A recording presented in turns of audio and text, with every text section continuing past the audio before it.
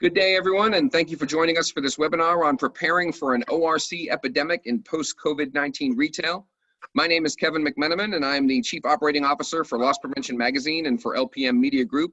And along with Jack Britton, who's the Editorial Director for LP Magazine, we will be your moderators for today. We'd like to thank our sponsor for today's webinar, Everbridge. Everbridge is a global software company that provides applications to accelerate an organization's response to critical events in order to keep people safe and to keep businesses running faster during public safety threats such as active shooter, severe weather conditions, pandemics, as well as critical business events such as IT outages, cyber attacks, and other incidents. Please join them May 20th and the 21st for their virtual symposium, Coronavirus, The Road to Recovery. A link will be provided in our follow-up email that you will receive after this webinar. Jack, you move the slide ahead. In a moment, I will introduce our panel this morning. But before we get started, I have a few housekeeping items that we need to run through. We will be recording the webinar for those who weren't able to attend today, and we will also make this program available as a podcast in the event you'd like to review this information again, or if you'd like to share the information in this webinar with your peers and your teams. Others in the organization can also register and access the archived webcast for the next several months by accessing the webinar at losspreventionmedia.com. Slide, Jack. I do want to let you know that you're eligible for 1 CEU credit towards your recertification for any LPQ and LPC certified folks we have on the call today. And for everyone listening, I do have a special discount to share at the end of the program for the ORC Investigations Certificate course and for the LPQ and LPC certifications. So you'll want to stay tuned for that. Everyone listening will be muted. If you have any questions during the webcast, you can click on the Q&A box at the bottom of your screen to submit your questions. Now, we'll try to answer as many questions as possible today at the end of the presentation. And if we're unable to answer your question live, we will still be using questions to help get additional answers that we will post through the losspreventionmedia.com website, through our daily newsletters, and as follow-up stories and additional webinars we are working to put together in the days and weeks ahead. In order to keep you all informed as possible as we navigate and continue to navigate this unprecedented event. And in modern times, this is an unprecedented event. And the impact that COVID-19 has had on our global economy and on our daily lives has been something that very few people imagined, and certainly that none of us ever really planned for. For as much as our stores have been closed and merchandise unavailable to our customers, that same supply chain has also been interrupted for much of the criminal element who are anxious to get back into our stores and get back to business as much as you are. As we'll discuss this morning, history has proven that theft increases after national and global events that have major economic impact. And with this current event being worse than any other in history, we may very likely be on the verge of a significant increase in theft and ORC. And at the very least, we all need to be prepared. Our panel this morning, next slide, Jack. Our panel this morning represents some of the best and brightest resources you could access to learn from, to connect to, and to leverage advice from as you position your ORC strategy. I'd like to introduce Paul Jones, LPC. He's Vice Chairman of the Loss Prevention Foundation. Ben Dugan, CFI, who's President of CLEAR, the Coalition of Law Enforcement and Retail. John Mattis, CFE and CFCI, who is co-chair of the ORC industry group for the IAFCI, which is the International Association of Financial Crime Investigators. Christian Hardman, LPQ, who is a global AP supervisor for eBay. Lieutenant Brandon Shipwash from the California Highway Patrol. And finally, Carolyn Kochman, Executive Director of the National Association for Shoplifting Prevention, NASP. Lady and gentlemen, I'd like to thank you guys. Welcome this morning. Carolyn, why don't let's start with you today, and perhaps you can give some insight into why we should all be preparing for an increase in theft and organized retail crime as we start to recover from this pandemic. Sure, thank you, Kevin. So as Kevin said, I'm Caroline Kochman. I'm the Executive Director of NASP. For those of you who are not familiar with our organization, NASP is a nonprofit whose sole purpose for the last 30 years is to identify and help implement constructive solutions that holistically address the shoplifting and retail theft problem in our country. NASP's mission to raise awareness about the shoplifting problem and provide services and education to reduce the number of people who commit retail theft governs all of our efforts, programs, and priorities. So as an organization who works directly with shoplifting offenders who are referred to NASP by law enforcement and the criminal justice systems from over 2,000 jurisdictions throughout the country, we have a unique look into the behaviors, motivations, and justifications of retail theft offenders. Our experience tells us that it is very likely that we're going to see a spike in retail theft in ORC as our stores begin to open up. Next slide, please. So we took a look back historically at retail theft activity following two galvanizing events, both 9/11 and the 2008 financial crisis. There were notable increases in shoplifter referrals after both. After 9/11, there was a 16% increase in referrals from court systems nationwide. 9/11 shocked the senses of Americans. It was a traumatic event, as we all know, and it changed the mood of the country and the outlook on stability for everyday citizens.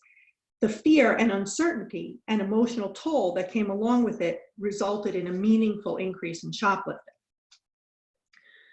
During the 2008 financial crisis, we saw an even bigger jump of 34% increase from the criminal justice system, which is huge.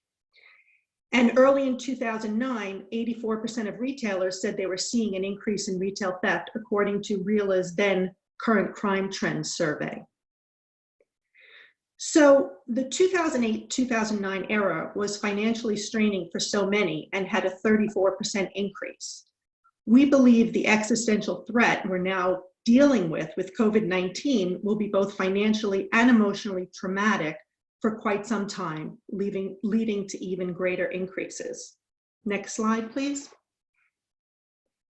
So as part of NASP's work, we conduct ongoing surveys with offenders that are referred to us. We took a look back to see what the surveys revealed in 2009. So what did we see? What was revealed? Those offenders who were not working when they were caught jumped at that time 11%. And estimates are that we're going to experience, unfortunately, more unemployment after this, of course. When asked how often they had the money to pay for the items they shoplifted, 31% of adults said they never had the money. That was up 4% from 2008, which was just a year earlier. And I have to tell you that our stats, for the most part, stay constant year over year. That was a very big jump. There was a 5% jump in adults and juveniles who said they shoplifted to survive or because they didn't have or didn't want to spend the money. And regarding ORC, this is scary in that 25% of adults and 38% of juveniles had been asked to shoplift for someone else. And worse yet, 12% of adults and nearly 20% of juveniles were offered money to do so. So think about that. At that time, back in 2009, almost 1 in 5 juveniles in your store were stealing because they were offered money to do it. Times of hardship make it easier for ORC teams to recruit regular people and employees. And by the way, in terms of employee involvement, 39% of offenders in these surveys had worked, currently worked, or planned to work in a retail store. So we know going forward from this that even after this crisis subsides, once a person allows themselves to make excuses and justify their behavior due to the economic situation, they don't just stop when the economy gets better. They have already formed a habit, or others confirm for themselves that theft is, in fact, a low-risk, high-reward endeavor, and they'll continue to push the envelope. So please feel free to contact me for more information regarding our surveys. And know that members of the National Shoplifting Prevention Coalition that was recently formed by AP leaders and is under the stewardship of NASP They get discounted access to be able to ask questions of offenders in our surveys. In addition, if anyone needs, NASP can help with providing law enforcement contacts in local communities. So thank you for your time today. And now I'm going to pass it off to Ben Dugan, President of CLEAR. Well, thank you, Caroline, and thank you, Paul, Kevin, and Jack for having me today. And a special thanks to everyone who's joining us. My name is Ben Dugan. I am the current president of the National Coalition of Law Enforcement and Retail, and I'd like to take just a moment to talk to you a little bit about CLEAR, what we do. Jack, if you wouldn't mind advancing it. CLEAR was formed in 2009, about 11 years old. It was created for investigators by investigators. It was really started by an ORC investigator and a property crime detective who were traveling to a retail conference back 11 years ago, and decided there wasn't a whole lot at those conferences for investigators that are on the front lines in the fight against this, at the time, new epidemic of ORC. So they built CLEAR so ORC investigators and property crime detectives could work and train alongside one another, learning new trends, sharing intelligence, working on cases, and learning from other professionals in the field. And it's been going on now for 10 years. This is our 11th year. As I said, we have 3,000 active members and members who attend our conferences.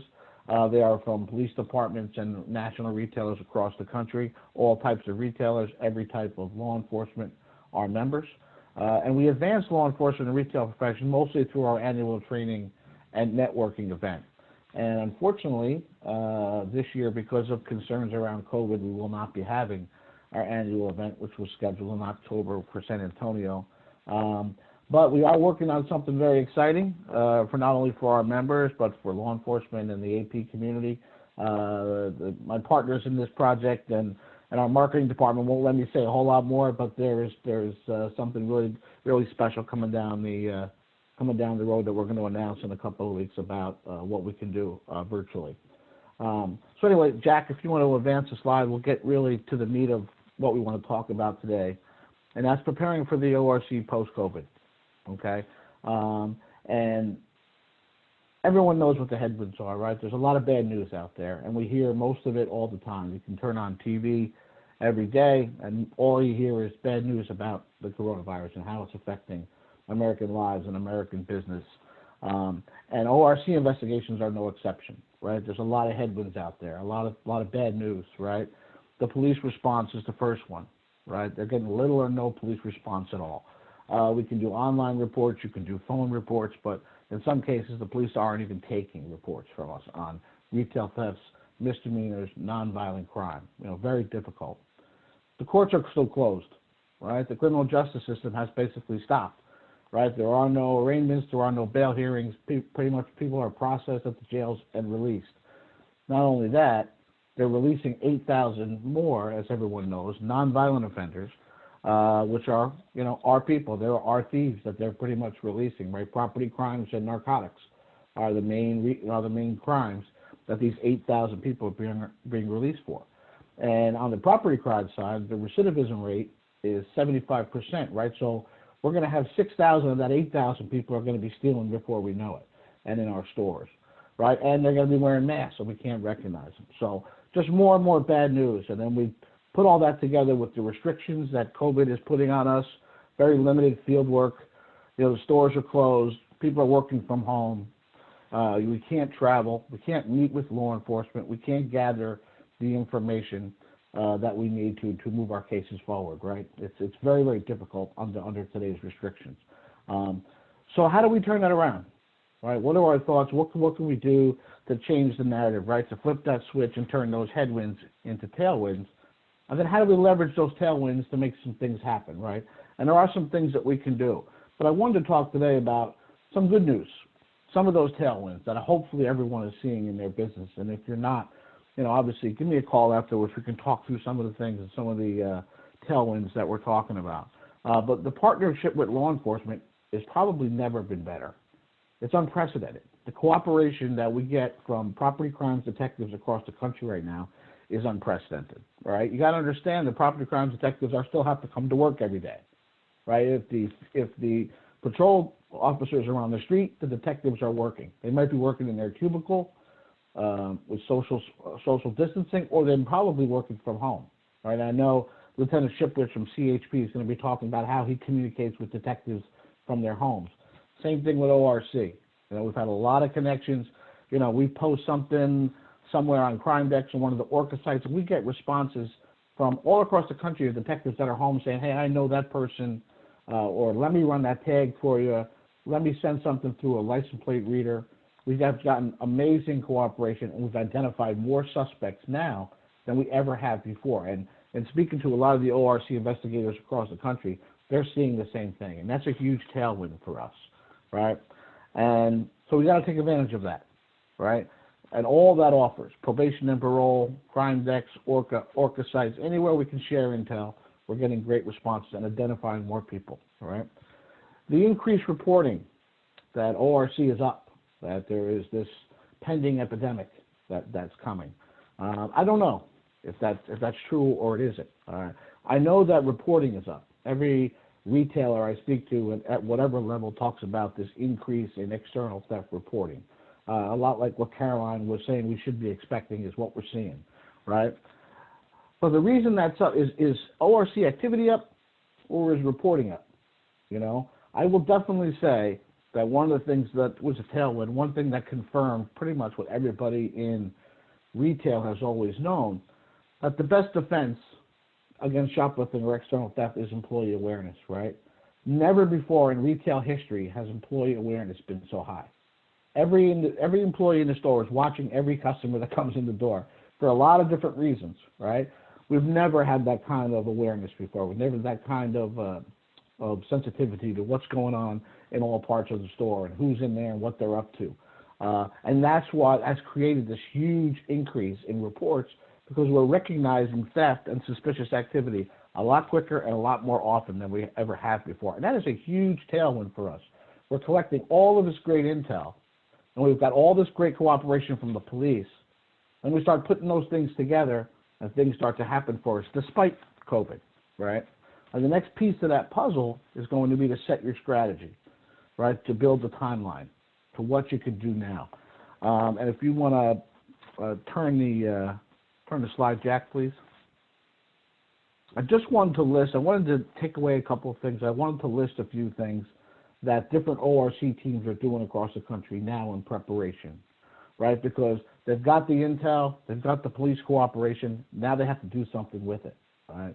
And all of this is based on, obviously, state restrictions, your corporate travel guidelines, and how the comfort level of your employees and how safe they feel being out in the street or going into the stores. And that could be different varying degrees of sensitivity based on different parts of the country, obviously, that have a serious COVID problem, and some other parts of the country that are starting to open up where ORC investigators feel fine and they're ready to go. So you have to weigh out each area and each case and what needs to be done now and what can wait, right? So I wanted to go through kind of briefly what a lot of ORC investigators are doing today, right? They're not waiting for the state to reopen. You know, everybody that works in retail is essentially essential personnel. They can come to work if they feel comfortable doing it, and your corporate office lets you do it. You're out there freshening up previously gathered evidence, right? Because what were you working on before COVID-19 hit? What was your ORC team working on? What were your major cases that you were focused on, right? And they stopped because of COVID. All right, does that mean that you're not going to be a victim anymore? Does that mean that the criminal activity stops? No, it doesn't. So someone needs to be out there keeping the evidence fresh, taking a look at if those subjects and those businesses are still active and open, and that can be done through, you know, the pre-surveillance assessments, some static surveillance, and trying to verify, yes, you know, technically, let's say a pawn shop is supposed to be closed. It's a non-essential business. But you go by there, the pawn shop's open through the back door, and boosters are still bringing in bags of product through the back door, and the business is open, all the employees are inside. The front door might be locked, but they're in there packaging products for e-commerce deliveries and taking them to the post office, and all that is going on while COVID's going on. And there's no reason, if people feel safe to do so, that you can't be out there gathering that intel, verifying what you already knew, and keeping the evidence fresh. Developing your own private warrant list. right, is a big one. I know Lieutenant's going to talk about from CHP about, a warrant sweep. You should have, or your ORC team should be making up their own warrant list, right? If these people are in the store, we've identified them, we know who they are, the police have committed to getting a warrant once COVID passes, then you should be listing those people and having your own aggregate matrix. So if the same person is hitting store after store after store, then you can aggregate and upscale those charges and elevate those charges for greater penalties once COVID passes, right? So you should be coming up with those lists, those target lists, long before you go back out into the street, right? Mobile surveillance is still an option. If you have the people to, some teams have 2 or 3 people in concentrated areas. You have 3 members of your team. Everybody has their own car. Certainly, it's safe to go out and do some sort of mobile surveillance if the investigation calls for it. And trash pulls and electronic surveillance. There's a lot of ORC investigators that have cases going on where GPS trackers have been deployed on vehicles. The detectives might not be able to go out into the street and follow those trackers or document the thefts as they hit stores with a tracker on their car. That is something that retailers can do. They can pull video remotely, they can follow those trackers, they can find out what stores they're at, use the geofence to identify when you're being victimized, pull all that information, pull all that data, right? Partnering with other retailers. If you're a single market, you're by yourself, obviously you can't go out there and do surveillance on your own. But a lot of times, ORC teams work closely with other teams, right? Reach out for those people. Now all of a sudden you got 2 or 3 people, and you can do a whole lot more than you could do with one person by themselves. Here's a controversial one, but I'm going to say it anyway. The time to bring back furloughed employees, ORC investigators anyway, is now, not after the virus passes, not after everything opens back up. Okay, let's bring our ORC team back. You're going to be playing catch up.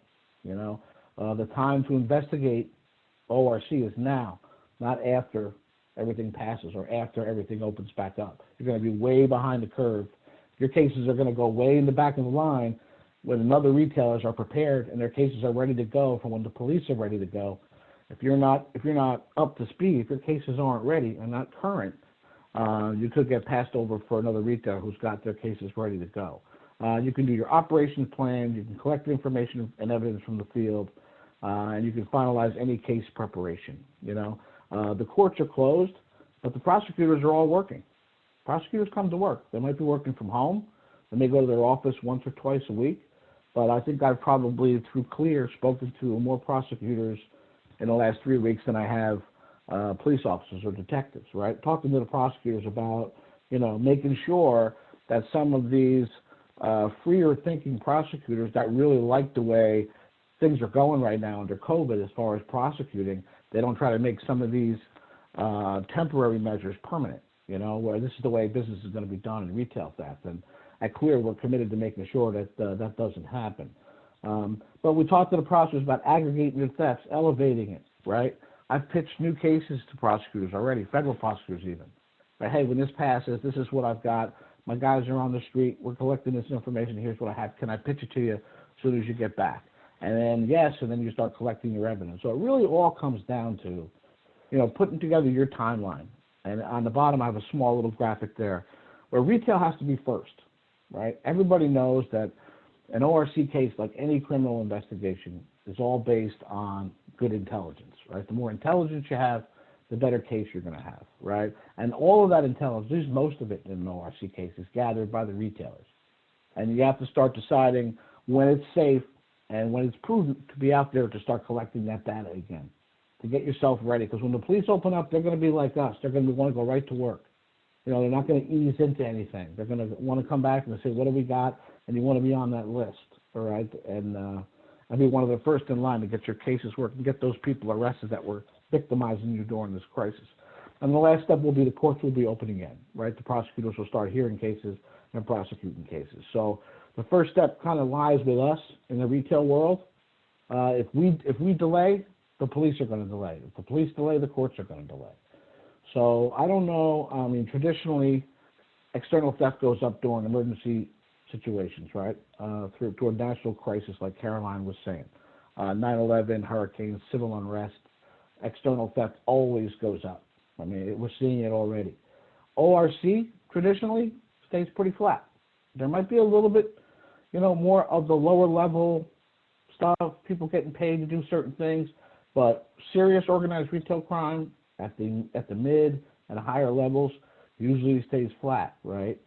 But if you're not ready, if you're not preparing now and doing some of the things that we just talked about to get yourself and your team and your cases ready, epidemic or not, it's going to feel like an epidemic for you because you're going to get overwhelmed and you're going to be playing catch up as new external cases come in. So that's it, Jack. If you want to go to the last slide.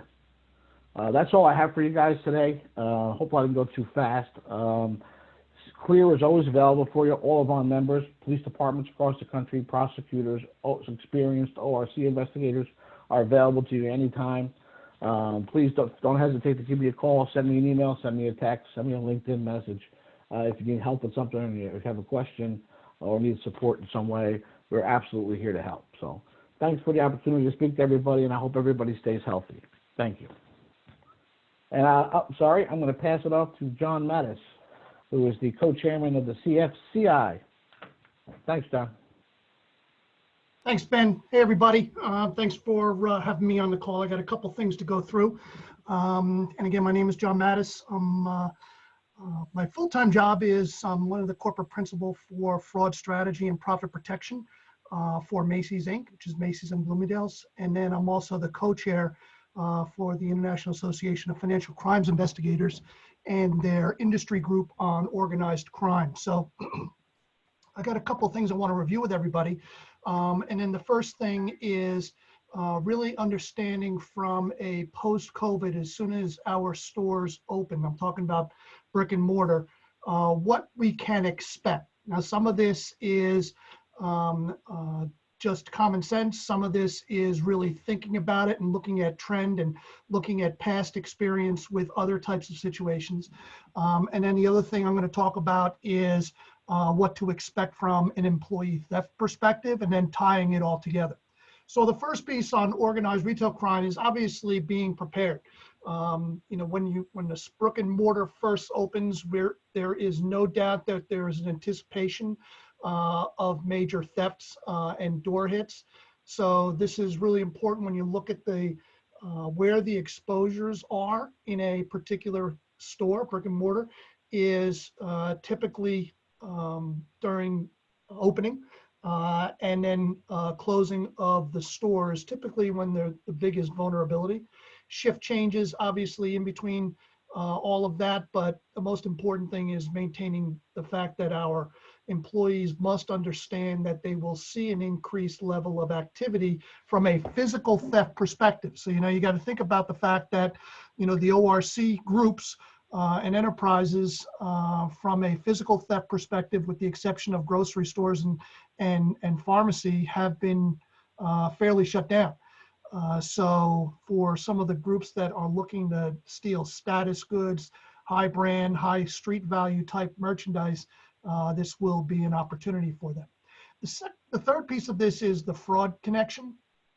So looking at gift cards, return frauds, straight credit frauds, and identity thefts. These are all things that will pick up and resume to their normal pace, knowing that there is some pent-up theft and fraud that has been happening over the last couple of weeks with no place to shop other than the types of locations that I mentioned earlier.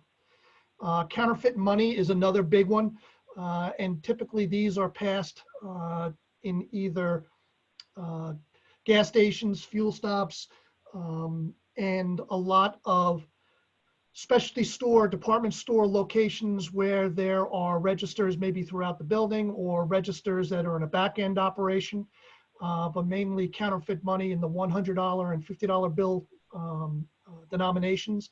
And then the big piece here is the money laundering, which we typically see with the $50 and $100 bills, is large cash purchase with counterfeit bills, same day or next day cash returns, proof of purchase cash returns, so they can launder that money, get that money back in the form of clean money. So that is something to pay attention to. And then the piece that is really concerning is the internal and external collusion piece, where the ORC groups we know are targeting all of our employees, whether it's employees at retail, brick and mortar, even financial institutions, credit facilities, things like that. ORC groups are actively recruiting on social media. The one thing that you have to be able to pay attention to and really be cognizant of is the fact that, we have colleagues who have been home for the last couple of weeks. The sentiment of those colleagues could be anything from I can't get back to work, or could be that I'm annoyed at being furloughed, and there could be some kind of retribution that a colleague is looking at. So, and I'll discuss that with the internal piece, but that our ORC operators know that, and they are actively recruiting our employees for collusive activity. Next slide, John. Let me talk a little bit about internal theft. And the big piece here is that how can a dishonest associate, dishonest employee turn their theft into immediate cash flow? So this is anything that we could look at and be able to identify where our employees are stealing cash, getting the availability of green money cash, because we know that that is probably the number one thing that is needed in this time, especially as our employees come back to work. So straight cash in the register without masking, create a straight register shortage, so that's just straight cash from the till. One other thing to be cognizant of is cash theft that is masked by either a same-day post void, some type of a mid-void, or a fraudulent customer cash return that they do the return and then pocket the return cash. Lots of different types of reporting that retailers utilize, but know that this will be the choice theft for our employees that are coming back. Fraudulent returns where there is a tender change to either an employee or a friend or relative's debit card, third party, where they can turn that return into immediate green money cash. Theft of an interim deposit or a closing cash deposit, even an opening bank still represents a large exposure, depending on whatever your opening bank is. But considering the fact that you have an employee who is closing a register and there's a couple $1,000s in cash there, and they're hurting for money, you got to do the math there as to what you think may happen. And then the last piece is any type of register transaction where you can manipulate some kind of non-selling POS function. More and more of this is out there with reduced staffing in our stores. So anything that will convert to immediate cash, such as disbursements, petty cash, things like that, are things to be on the lookout for. But really, the availability of and getting their hands on actual green cash money is going to be the theft of choice. Next slide, John. And then just a couple things on how to impact and some awareness ideas. So the big one here is don't leave our employees in the dark. Let them understand that we do see an increase in theft activity. We expect that to be in the form of external theft and organized retail crime. Tell our employees what to expect. Some of the things that I discussed earlier, making sure that we understand some of the vulnerabilities that a particular brick and mortar store may have, are all things that we want to be able to tell our employees. We need their eyes and ears on the selling floor to be able to call it out as much as deter these types of thefts. Making sure that we are focused on suspicious behavior. So I'm hearing a lot of talk out there, especially on LinkedIn, with the concern of masks and the ability for us to identify suspicious activity. So remember, go back to your training. Let your training guide you. It is not what a shoplifter looks like. It is the suspicious behaviors. Masks will not be a problem with that. You need to be able to understand what the suspicious behaviors are. How are they acting? Go back and fall back on your training. Having a mask will not be a problem if you are paying attention to suspicious behaviors. If there's an opportunity in any of our retailers to be able to increase employee awards, especially for anything that identifies ORC type of activity. These types of awards could be internal for specific types of ORC activity. We could also extend that to mall security, anybody who is able to give us some type of information on some type of ORC or major theft deterrence. could be an idea for you. Perceived controls. This is the ability for a store to look stronger than they really are, such as having a front-end greeter, having guards the first couple of weeks, or one guard or a visual security officer, something that makes you look stronger than you actually are, making you look like you have more people and that you're paying attention to the problem, and making you stronger and look and appear bigger than you are, considering the fact that in some retailers may be just a handful of employees in the store. The ability for us to communicate is a top priority. Our ability to communicate with our mall security partners, maintaining our police partnerships in the jurisdictions where you have stores, and then the ability for you to communicate in-house. This is a time where we should step up our level of communication across all stores so that the stores and our employees understand that we are focused on it, so they should be focused on it. And then lastly is for the folks on this call is to be able to step up your resources in regards to learning and intelligence information. As Ben spoke about, utilize CLEAR as a resource for you. If you have questions, reach out. Utilize your local ORCAs. They're there for a reason, but being able to share information with your counterparts, especially at the local level, is absolutely critical.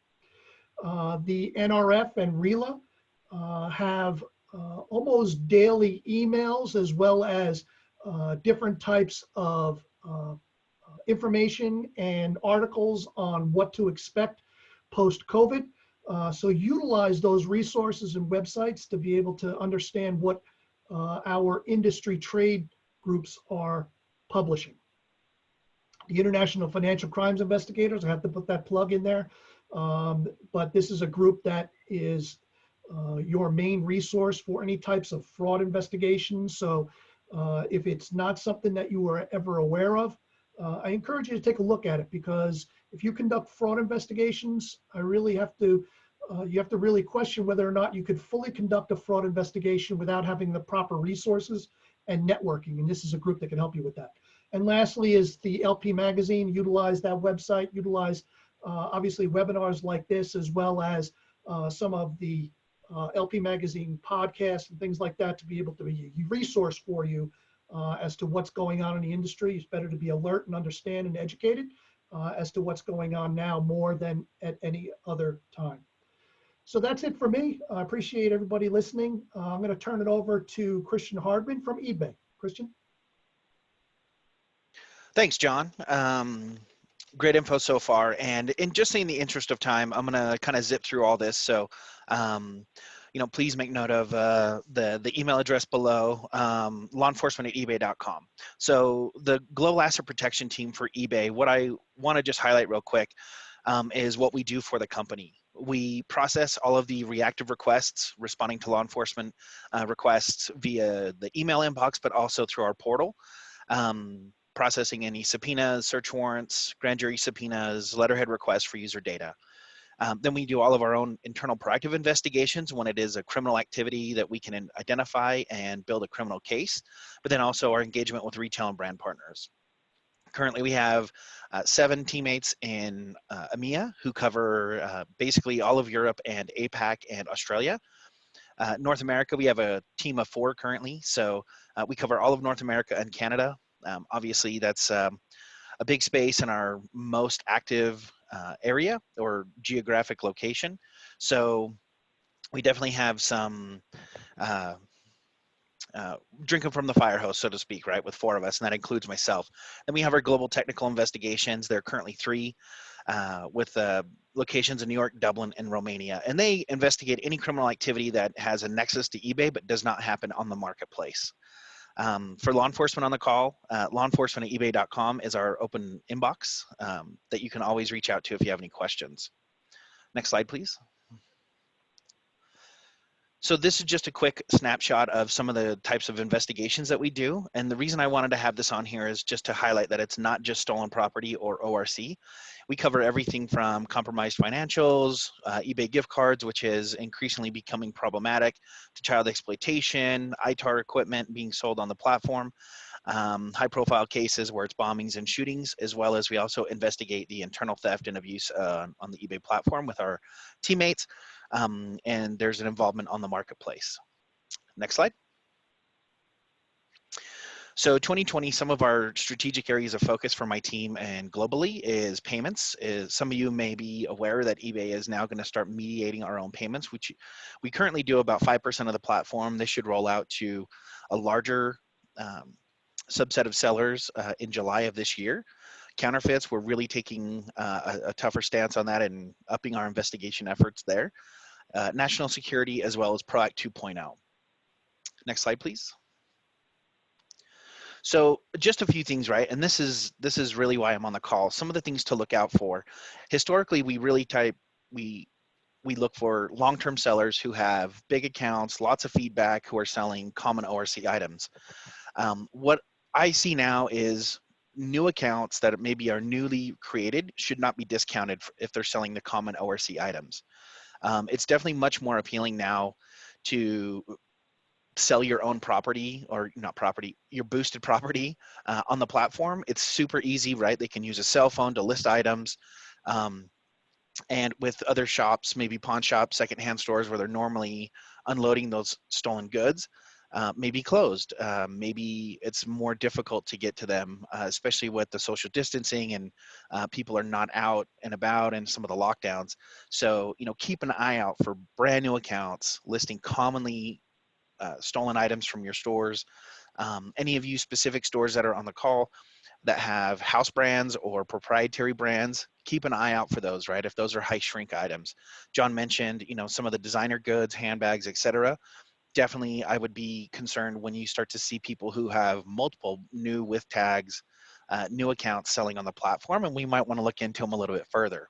You can also narrow down your searches by using the advanced search to hone in on a very specific geographic area, which is also another good opportunity to find any potential case leads or some of the fencing on the platform. Proact is still around. It's all alive and well, even though we've had some changes in our leadership over the last few years. If you want to be enrolled, or if you're not sure if your retail company is enrolled, please just reach out to us at proact@ebay.com, and we can definitely look into that and coordinate with you. Proact 2.0 is a new agreement that we have released. The program is still the same. It still functions the same.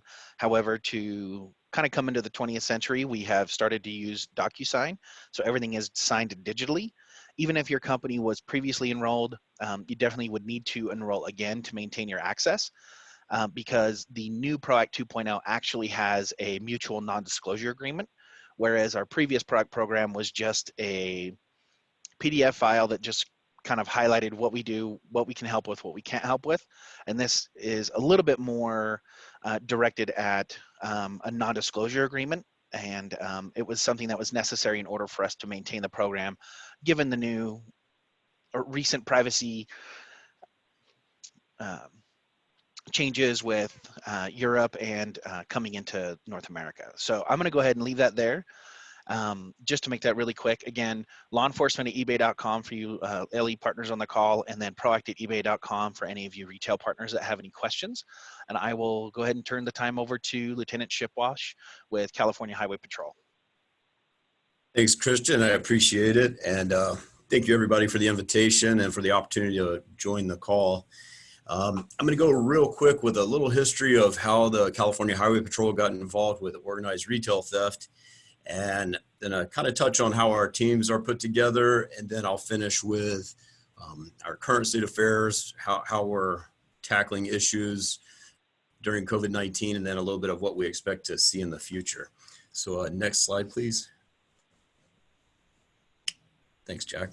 So in California, Proposition 47 was passed by the voters back in 2014 that reclassified a lot of crimes, or what they deemed to be lower level offenses. So what was formerly a felony was now reduced to a misdemeanor, and a lot of theft. The threshold for the dollar amount was lowered. Sentencing wasn't as strict as it used to be.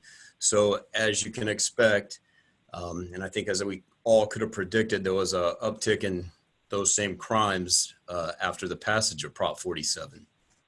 So fast forward to September of 2018, a lot of the retailers and lobbyists got together and got Assembly Bill 1065 passed. So that created a new law, which was 490.4A of the California Penal Code, which specifically addressed organized retail crime. And we didn't want to get into the thing of where this is just petty theft or shoplifting, or this was something to combat the organized crews that go out and do this basically as their job and steal every day. So with that law, I'll go over a little bit more details of what that brought about, but it also created CHP's Organized Retail Theft Task Force. So there's 3 teams, which cover basically the state, but across 3 different jurisdictions. The interesting part of 490.4, it's a sunset date. It was originally put on the books for 2 years where it was going to expire January of 2021. It's been extended 6 months at this point to July of 2021. So we're hoping, doing a lot of reports and everything, and hoping that the law will be extended or, become permanent on the books, and hoping that we do get some good results with what we're seeing and what we're doing to combat retail theft. Next slide, please. So like I was saying, we have 3 teams. You can see I'm listed on the bottom. I have San Diego, Orange County, actually handle Imperial County. So pretty much everything south of Los Angeles is my team. Sergeant Jim Kelly, you can see listed on the bottom there too. And then we have 3 investigators. The other 2 teams are based in LA and San Francisco. Lieutenant Adam Smith is based in LA, and Lieutenant Kevin Dombey is in San Francisco. So on my last slide, there's email addresses for all 3 of us, as well as an email address where you can reach the team with any questions, cases, things that may need looking into. So real quick, our goals, we're trying to provide a lot of training, resources, support, and that's to retailers, allied agencies across the board. Just prior to all the COVID shutdowns, we had a training scheduled in San Diego with the San Diego District Attorney's Office. So we're really trying to make strides in coming from the case, from the retailers to law enforcement, to the district attorney, and following it all the way through. The San Diego District Attorney's Office was putting on a training basically where we were inviting retailers, law enforcement, everyone to attend, where the district attorney who's filing the cases, taking it through the courts, can sit there and talk face-to-face with all our asset protection, loss prevention agents, and talk about, this is what we need from the store. This is what was going to lead to a successful prosecution. This is what's going to get a stricter sentence for our suspects and defendants in the end. A lot of talk about, where the retailers and law enforcement work together to show the sophistication of the crime, to show the pattern of the same repeat offenders coming in and out every day, working together. So it was going to be a real good, and it's still planning to take place. We just have to figure out when we're going to have everything open back up, and across the nation. I assume California is going to open up later than some other states, but we'll see how it goes. But we are looking forward to doing some training like that. Just on our local level, myself and the sergeant for each team will kind of go around to briefings and allied agencies and go to our regular retail meetings where we talk about what we can do and basically offer our assistance and see what we can do to help. As far as that middle bullet point on the slide that you're looking at, documenting success, for each team, the lieutenant compiles a monthly report, and it's actually pretty interesting. We track arrests, successful prosecutions, warrants, search warrants, arrest warrants, product recovered, interaction assistance provided to retailers, and interactions and assistance provided to allied agencies, and that's kind of how our department heads look to decide if, how everything's going, how we're progressing. And the interesting part is the reports are prepared. They basically go up to our support unit and headquarters in Sacramento, and then they make their way to the legislator and actually to the governor's office, where the governor is actually reading reports and inquiring on what's happening. So he does take, Governor Newsom here in California, does take an interest in what's being done and how everything's progressing, and is asking questions, and seems like he's very interested in hoping everything's successful. So I think that is a motivating and positive for us on our end.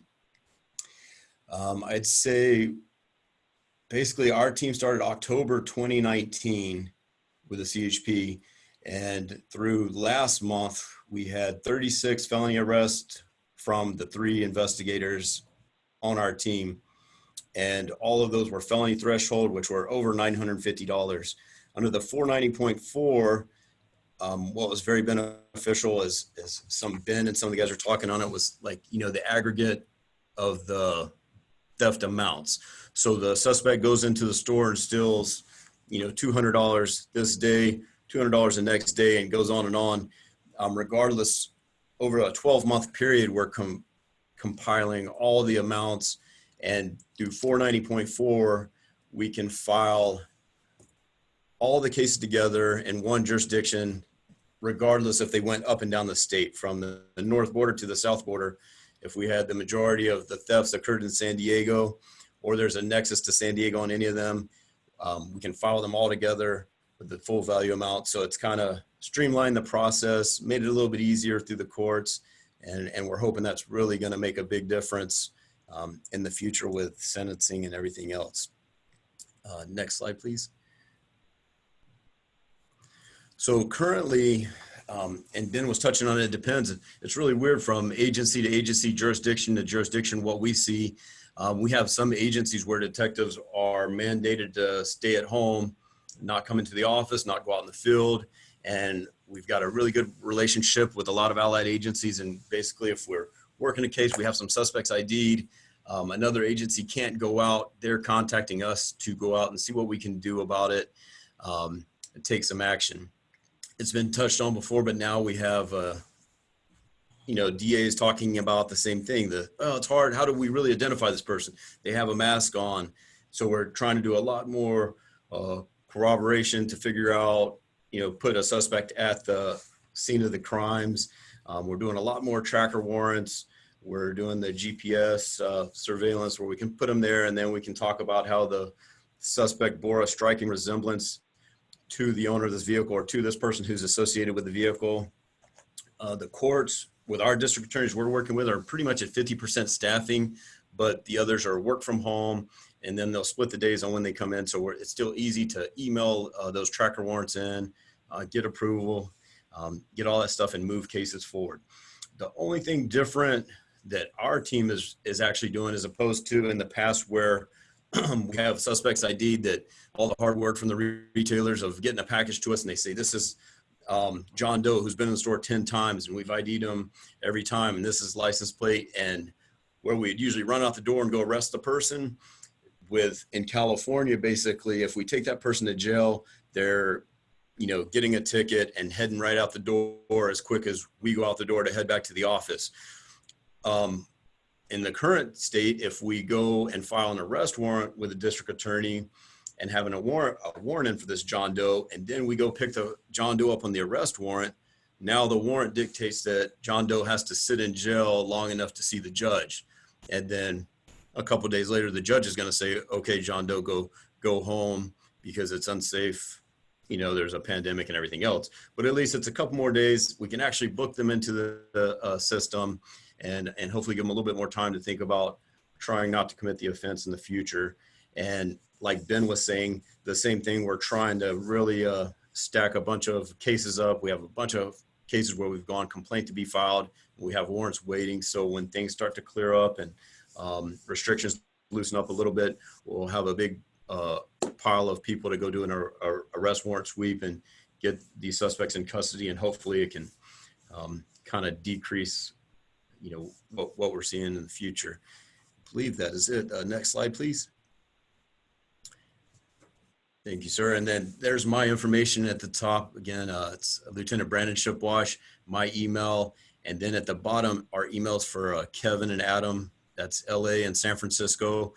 both those guys are passionate about retail theft as well and are always monitoring emails. So they're available to assist you. And then the emails on the very bottom is if you're, in the listening audience and you need assistance, you have a case, questions, anything, you can email those emails, and that basically goes to everybody on the team where we can log in and check and get back to you. And so basically, we know we all have to kind of be in together. That's our approach. Is for the CHP, we want to work really close with the retailers, allied agencies, all kind of go out together and see what we can do as far as making a difference in retail crime. And again, I appreciate the time, and I will pass it off to the Vice Chairman of the Loss Prevention Foundation, Paul Jones. Thanks, Lieutenant. So just tying it all together, great advice that these gentlemen have given today on the call.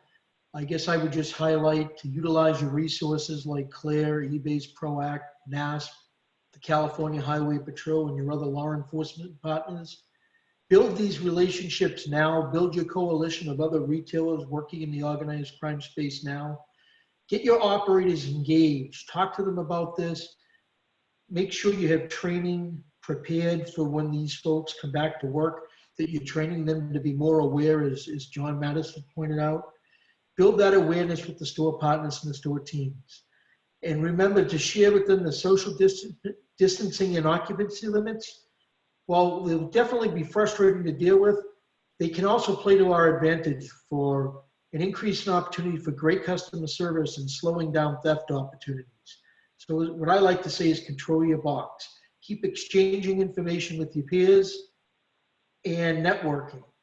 And with that, I'd like to turn it to Kevin for closing.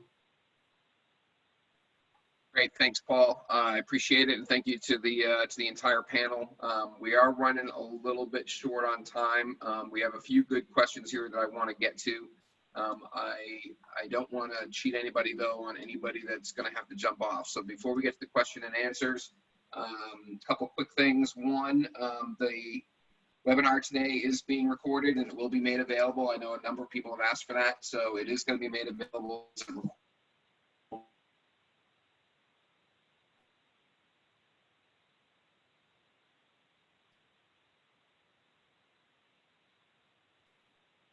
Jack?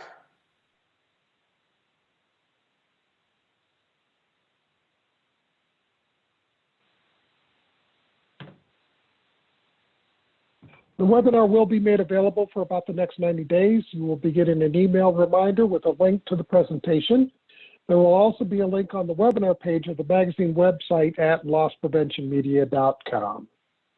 Now, our first question is, how can we find the ORC groups who are actively recruiting on social media? Is there something particular to look for? This is John. That's a great question. Really, the best way for this to be researched is look at your open investigations. A lot of our ORC investigators use open source intelligence, as well as sock puppets to follow some of the ORC groups. You can see based on that, based on some of that banter back and forth, where there is potential recruiting. The second piece is that this is something that needs to be publicized within your individual companies. It's important that your human resource group understands that this type of activity is out there. And then once our employees understand that this is happening, it will start to make sense and they'll start to come forward if it happens. In some instances, they won't. But I wish there was a recipe that I could give everybody that could say, okay, here's how to identify it. You know it's happening underground. And the best bet from our end is to be able to make sure that we are communicating this and training our employees that these are some of the tactics on organized retail groups and enterprises that are hitting our stores. Okay, here's a question. How would ORC groups recruit our employees? Do you think it's on social media? Is it through some other methods? Any thoughts on that, guys?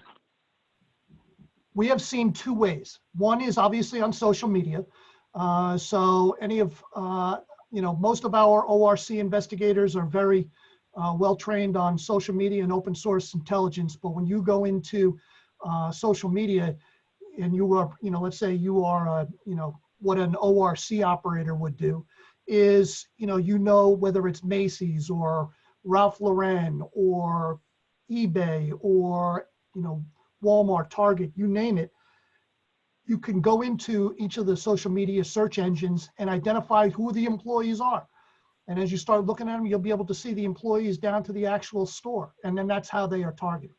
The second way they're targeted is in person.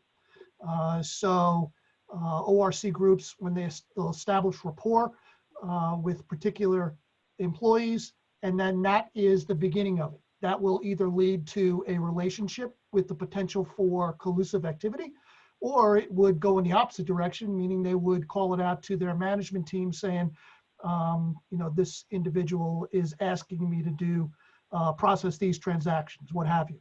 But really two ways, social media, Facebook, Instagram, Twitter, and in person in individual stores.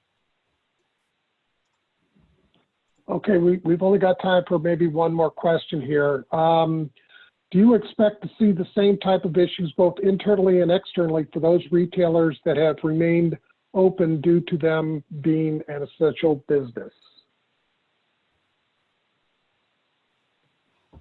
And this is John. I could try and answer that, and anybody else that wants to jump in.